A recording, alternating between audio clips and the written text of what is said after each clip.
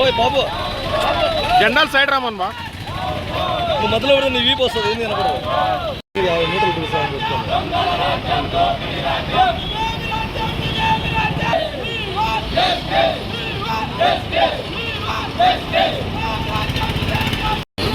ఏం లేదు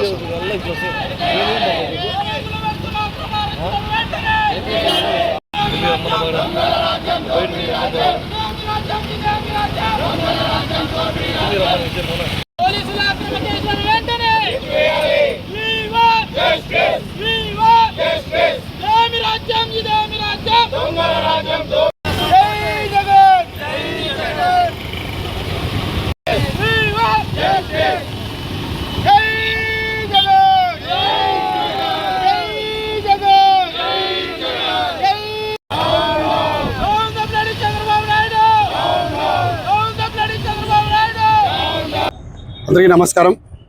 ఈ కూటమి ప్రభుత్వం ఏర్పడినప్పటి నుంచి కూడా పెద్ద ఎత్తున దాడులు అదేవిధంగా బెదిరింపులు కూడా జరుగుతూ ఉన్నాయి. ఇచ్చినటువంటి హామీలు నెరవేర్చండి అని అడిగితే అక్రమ దాడులు, అక్రమ అరెస్టులు. ఏవైతే హామీలు ఇచ్చారో యూత్కి సంబంధించి ప్రతి ఏటా జాబ్ క్యాలెండర్ అని చెప్పన్నారు. ఇంతవరకు జాబ్ క్యాలెండర్ పెట్టించిన పాపన పోలే. అంతేకాదు ఉద్యోగం ఇవ్వలేకపోతే ప్రతి నిరుద్యోగినికి కూడా 3000 రూపాయలు నిరుద్యోగ వృత్తి ఇస్తామని చెప్పారు. అడిగితే అక్రమ కేసులు, అక్రమ అరెస్టులు. ఇంకా ఏమైనా కూడా పార్టీకి యాక్టివిటీగా వైఎస్ఆర్ కాంగ్రెస్ పార్టీ యాక్టివ్గా ఉంటే ఎవరైతే యాక్టివ్ ఉన్నారో వాళ్ళందరిపైన కూడా అక్రమ అరెస్టులు లేదంటే బెదిరింపులు చేస్తూ ఉన్నారు. మనం చూసాం నిన్నటి రోజున బాలాంజనేయులు అని చెప్పనేసి కర్నూలుకు సంబంధించిన యువజన విభాగం టౌన్ ప్రెసిడెంట్గా ఉన్నాడు. ఈ ప్రభుత్వం ఏర్పడినప్పటి నుంచి కూడా ఈ ప్రభుత్వం ఏర్పడి 2 ఏళ్ళు కావస్తుంటే ఆ ప్రభుత్వం ఎప్పుడైతే ఏర్పడినప్పటి నుంచి కూడా అతని పైన సుమారుగా ఒక 15-20 కేసులు పెట్టడం జరిగింది. ఆ కేసులే కాకుండా అతను ఎక్కడ తిరిగినా పోలీసులు బెదిరియడం, అదేవిధంగా అతన్ని ఏదో రకంగా ఇబ్బంది పెట్టడం కూడా మనందరం చూస్తూ ఉన్నాం. నిన్నటి రోజున ఎవరైతే బాలాంజనేయులు ఉన్నాడో ఆయన ఒక ఫిజియోథెరపిస్ట్, ఎవరైతే బాలాంజనేయులు ఉన్నాడో వారి ఇంటికి పోలీసు వారు పోయి అతన్ని బెదిరిస్తుంటే, అతన్ని ఇబ్బంది పెడతా ఉంటే ఆ ఇబ్బందులు తట్టుకోలేక ఆయన ఆత్మహత్యకు పాల్పడడం అందరం కూడా చూసాం, పేపర్లో కూడా చూసాం, అదేవిధంగా మీడియాలో కూడా చూసాం. ఈరోజు ఎవరైతే పోలీసులు ఉన్నారో వారి ఉద్యోగం వాళ్ళు చేయడంలే మనం చూస్తూ ఉన్నాం. ఈ ప్రభుత్వం ఏర్పడినప్పటి నుంచి రాజకీయ నాయకులు ఒత్తాసు పలుకుతున్నారు తప్పించి ఎక్కడైతే ఒరిజినల్గా గంజాయి కాస్తున్నారో లేదంటే గంజాయి విక్రమిస్తున్నారో వాళ్ళందరిపైన కూడా చర్య తీసుకోకుండా ఎవరైతే రాజకీయ నాయకులు ఒత్తాసు పలుకుతూ వైఎస్ఆర్ కాంగ్రెస్ పార్టీ యాక్టివ్ ఉన్నారో ఆ కేసులు అక్రమంగా వారిపైన బరాయిస్తున్నారో తప్పించి పోలీసు వారు నిజంగా ఎవరైతే విక్రమిస్తున్నారో వాళ్ళని పట్టుకునే పరిస్థితి కూడా కనపడడంలే. మేము ఒకటే చెప్తున్నాం పోలీసు వారికి, మీ డ్యూటీ మీరు సక్రమంగా చేయండి. రాజకీయ నాయకులు ఒత్తాసు పలుకుతూ మీరు డ్యూటీ చేస్తే ఏమన్నా తాత్కాలికంగా మేము ఇబ్బంది పడచ్చేమో, కానీ వైఎస్ఆర్ కాంగ్రెస్ పార్టీ యువజన విభాగం పెద్ద ఎత్తున ఇవన్నీ కూడా ఎదుర్కొంటుంది. మాకు కూడా తెలుసు, మేము కూడా చదువుకున్నాం, మేము కూడా లీగల్గా ఎలా పోవాలో కూడా మా అందరికీ కూడా తెలుసు. పోలీసు అనుకున్నచ్చేమో మమ్మల్ని ఏం చేసుకోలేదు అని చెప్పనేసి మేము ఒకటే చెప్తున్నాం పోలీసు వారికి కూడా, మీరు ఏదన్నా ఉంటే కూడా రాజకీయ నాయకులు ఒత్తాసు పలికించే విధానం మార్చుకోండి, వాళ్ళకి ఏదైనా చెప్పుకోండి. కానీ ఈ విధంగా వైఎస్ఆర్ కాంగ్రెస్ పార్టీని ఇబ్బంది పెట్టాలని చెప్పి చూస్తే మాత్రం ఉపేక్షించే పరిస్థితి ఉండదు. లీగల్గా మేము కూడా కోర్టుకు వెళ్లాల్సి వస్తుందని చెప్పి కూడా చెప్తా ఉన్నాం. అంతేకాకుండా ఒకటే మనం గమనించాలి, అతను ఒక ఫిజియోథెరపిస్ట్, అతని పైన రీసెంట్గా సారాయి అమ్ముతున్నాడు అని చెప్పనేసి అతను సారాయి తీసుకొచ్చి అతని వెహికల్లో పెట్టి సారాయి కేసు పెట్టారు. ఓ ఫిజియోథెరపిస్ట్ సారాయి అమ్మగల మనందరం కూడా ఒకసారి ప్రజలందరూ కూడా గమనించాలి. అంతేకాకుండా అతని పైన అక్రమ SC ST కేసులు కూడా బనాయించడం చూస్తూ ఉన్నాం.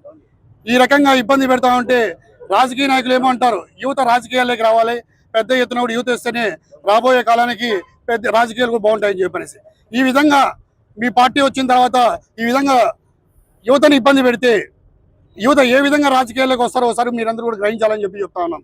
ఈరోజు యువతకు ఏదైనా న్యాయం జరిగిందంటే వైఎస్ఆర్ కాంగ్రెస్ పార్టీ హయాంలోనే న్యాయం జరిగింది. ఈరోజు టీడీపీ హయాంలో న్యాయం ఎవరికైనా జరిగిందంటే అది ఒక లోకేష్కి మాత్రమే న్యాయం జరిగింది అని చెప్పి ఈరోజు వైఎస్ఆర్ కాంగ్రెస్ పార్టీ అదేవిధంగా ప్రజల పక్షాన మేమందరం కూడా తెలియజేస్తూ ఉన్నాం. ఈరోజు ఏదైతే బాలాంజనేయులు ఉన్నారో అతని పైన కేసులు ఏవైతే పెట్టారో అవన్నీ కూడా ఎత్తివేయాలని చెప్పి అంటున్నాం. లేని పక్షాన పెద్ద ఎత్తున యువజన విభాగం వైఎస్ఆర్ కాంగ్రెస్ పార్టీ ఆధ్వర్యంలో పెద్ద ఎత్తున నిరసనలు తెలియజేస్తూ ఇంకా ఒకటే భరోసా చెప్తున్నాం, ఎవరైతే యువజన విభాగం నాయకులు ఉన్నారో ఇలాంటి ఆత్మహత్య చర్యలు పాల్పడొద్దని చెప్పి ప్రతి ఒక్కరిని కూడా రిక్వెస్ట్ చేస్తా ఉన్నాం. ఎందుకంటే పెద్ద ఎత్తున మన పార్టీ బలంగా ఉంది. మన నాయకుడు వైఎస్ జగన్మోహన్ రెడ్డి గారు యువతకు పెద్ద ఎత్తున హామీలు కూడా చెప్పారు. మీరు యువతని రాబోయే కాలంలో ఎమ్మెల్యేలు కూడా చేస్తారని చెప్పే పరిస్థితి ఈరోజు వైఎస్ఆర్ కాంగ్రెస్ పార్టీ నాయకుడు చెప్పా ఉన్నారు.